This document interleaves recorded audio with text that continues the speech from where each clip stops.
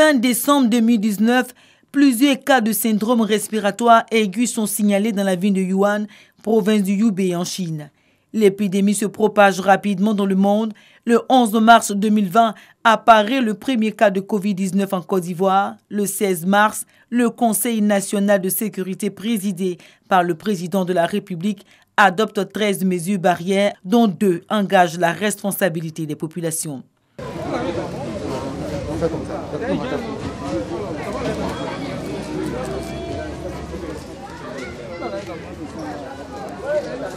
Le 23 mars, le président durcit le ton pour contrer la progression du Covid-19.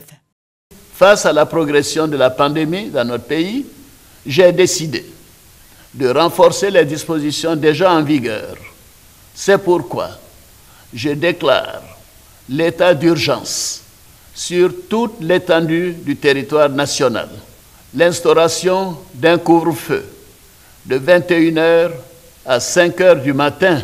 Le couvre-feu débute le mardi 24 mars. L'orientation est désormais claire. Le comité de crise existant déjà est réactivé depuis le 31 décembre 2019 par le ministère de la Santé et de l'Hygiène publique. Le comité multiplie les réunions, affine les stratégies contre l'ennemi invisible. Toutes ces mesures ont été prises à l'effet donc de prévenir, de continuer toujours la prévention de la pandémie, mais également je dirais d'éviter sa propagation en Côte d'Ivoire, parce qu'on a tout fait pour que ça n'entre pas, mais quand ça rentre, il faut maintenant éviter sa propagation.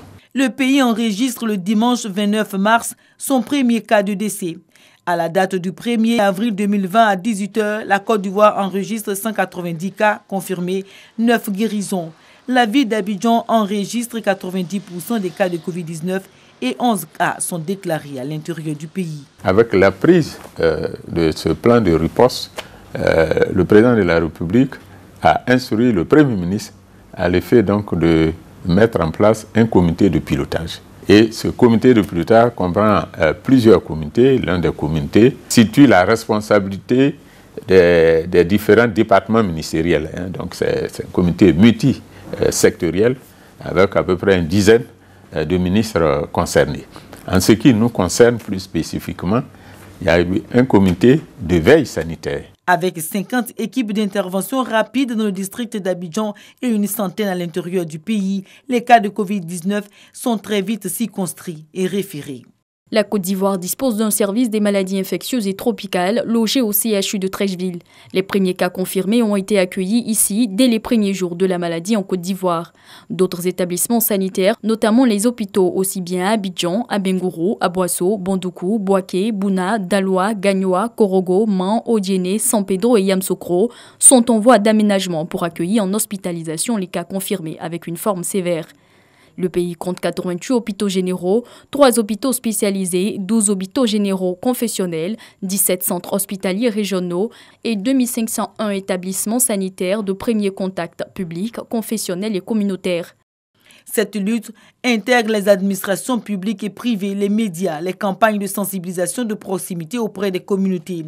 Pendant ce temps, des dispositifs de lavage de mains, du gel hydroalcoolique, des gants et des cache-nez sont disposés dans les entreprises publiques et privées et dans les grandes surfaces. J'invite toutes les populations ivoiriennes au strict respect de ces mesures, dont particulièrement les mesures sanitaires et le couvre-feu.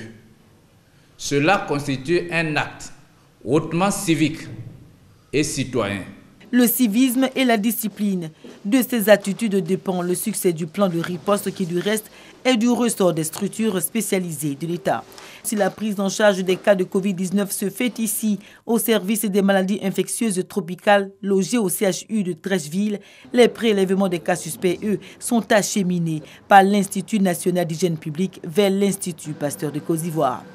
Depuis le 25 janvier 2020, nous avons mis en place le diagnostic de laboratoire pour faire donc le diagnostic des patients suspects, n'est-ce pas, de Covid-19. Et c'est l'Institut Pasteur, effectivement, qui a détecté le premier cas, donc le 11 mars 2020.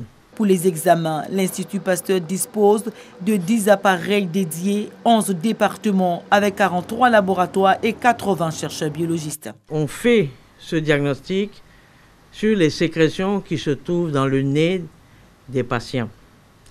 Et c'est dans ces sécrétions qui sont dans le nez que l'on recherche en fait le virus. Donc à l'heure actuelle, seul l'Institut Pasteur est en capacité de faire le test.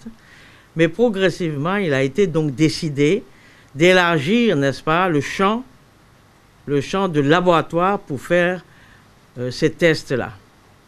Donc, il y a plusieurs centres qui vont être opérationnels bientôt. Cependant, la prévention est le moyen le plus efficace pour limiter la propagation de l'épidémie Covid-19. Ainsi, les mesures d'isolement du Grand Abidjan, de maintien de distance entre des personnes et d'interdiction de rassemblement répondent à cette logique. Le gouvernement est engagé à mettre en œuvre de manière diligente et efficace la riposte sanitaire pour freiner l'impact négatif sur l'activité économique et favoriser les conditions d'une reprise rapide de l'activité.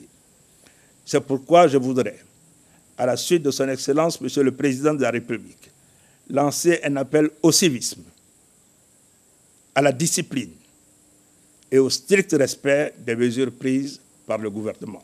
L'intervention rapide en cas de flambée d'épidémie Covid-19 et le renforcement du dispositif de sécurité sanitaire demeurent du reste les seuls défis à relever pour venir à bout du Covid-19 en Côte d'Ivoire.